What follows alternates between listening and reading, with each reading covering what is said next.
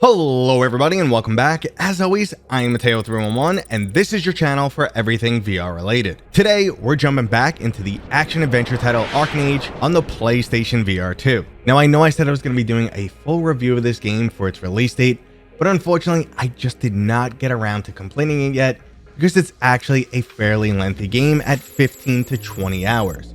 So instead, I'm just going to be talking about all the aspects that make it special and why I'm really enjoying it.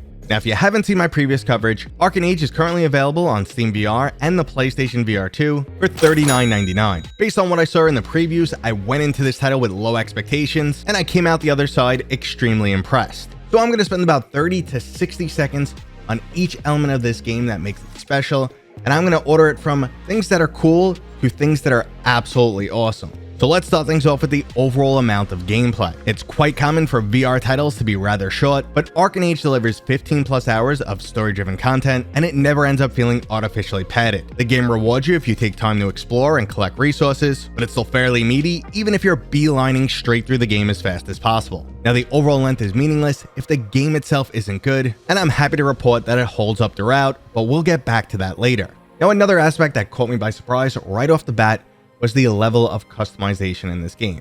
You have the typical standard seated, left-handed, right-handed stuff, but it goes way beyond that. The first thing I noticed was that on the PlayStation VR 2, the game gives you the option of quality mode versus performance mode.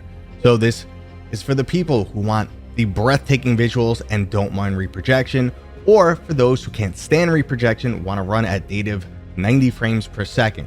It also lets you take control of the power of the PlayStation 5 Pro. So that was really nice to see. Additionally, if you dive deeper into the settings, you'll notice there's plenty of other tweaks, like being able to change the angle and offset of your weapons. Now, the default settings felt fine, but I know people who constantly complain about this, and I was really happy to see these options in the menu. But I know for most gamers, something like that isn't a big deal, and what stands out a lot more is the overall graphics and immersion. And once again, this game nails it. I will say, from watching trailers and gameplay, it doesn't look all that impressive. The world itself looks washed out and it's green on top of green. But if you're familiar with VR, you'll know that the overall experience looks much different in-game than when you watch it on a flat screen. The added depth removes the overall washed out sensation, and everything shines, including the terrain, special effects, and most significantly, the enemy avatars. Graphically, it reminds me of a combination between Stormland and Hubris. If you've played Hubris, you know just how beautiful those worlds could be, and I especially see that when you dive into the water here and start swimming around. There's a massive attention to detail in this title, and it extends beyond just the graphics and into the game's overall mechanics. VR titles need to balance a fine line between mechanical immersion and not including mundane mechanics. We've all done the gimmicky things in VR, like turning a crank or unscrewing a bolt, and unfortunately that's just not fun. You want to keep the immersion high, like your hand doesn't clip through objects, there's physics, you can touch the whole world, you can climb, you can swim, all of the things this game offers up, but you're not sitting there doing anything mundane. So it's not work, it's all play. And they found that perfect balance. I was really impressed.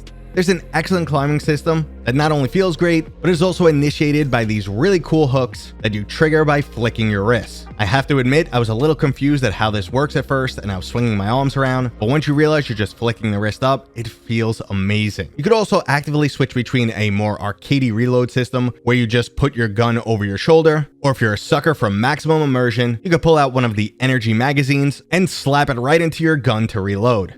It honestly feels like they pulled the entire VR player base and found everything that people love and hate and made sure to include or exclude those items. So kudos to them on the overall mechanic. Now, another aspect that caught me by surprise was the robust weapon customization system. Initially, I felt like ranged weapons were extremely underpowered in this title, and it felt like I would be forced to focus primarily on my melee sword. But once you start upgrading these weapons, that dynamic changes extremely fast. What started off as an ineffective, widespread shotgun-style weapon that actually had significant kickback and slowed me down suddenly turned into a laser beam that was ideal for tripping enemies. And then after I snapped on one or two more upgrades, it turned into a killing machine. The variety in how the weapons feel and operate is absolutely fantastic. This surprised me probably more than anything else in the game. Like I said, I was so underwhelmed with the pistol and the shotgun. I felt like they're doing zero damage to the enemy.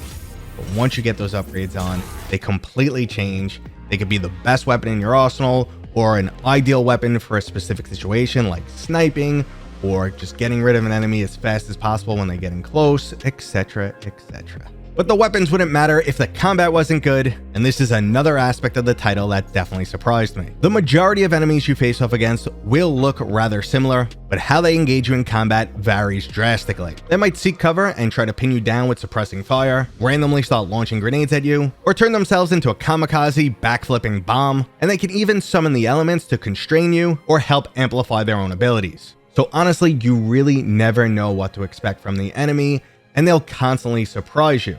It's the type of game where you'll start feeling like a real badass. You'll be cutting off heads, cutting off legs, killing guys left and right, getting a good stab in, and the second you let your guard down, feel a little bit too confident, you get steamrolled. They just either trap you down, the AI is pretty solid, they will start to flank you, whatever the case may be, they will take you out. And I've been killed a surprising amount of times playing this game. So I was really happy to see challenging combat that didn't feel frustrating, and a rather impressive amount of enemy AI. And you can even approach combat multiple different ways, including my least favorite option, stealth. And this leads me to the final element of the game that really impressed me, the fact that it's full of surprises. Listen, every single game you play gets repetitive. That's just how games are. What keeps you playing is the overall storyline, or how immersive it is, or great mechanics. And like I said, this game has all of that stuff, but it also has lots of tailor-made moments. Like there was one part where I was recording, I thought the level was over, about to shut my headset off, and bam, this game slapped me with a shocking moment, and I was struggling to re-record and I just couldn't get it done fast enough.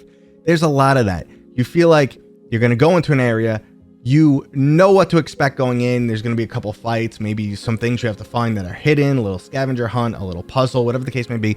But then there's also some scripted scenes, some cool narration, an unexpected epic boss fight, you name it.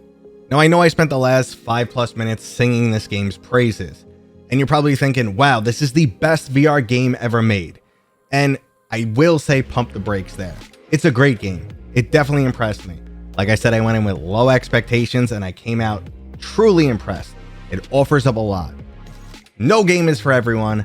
I think there's going to be some people in my comments saying, no, this game was crap. Other people saying it's absolutely amazing, which seems to be the case these days. I will say it is definitely near my top 10.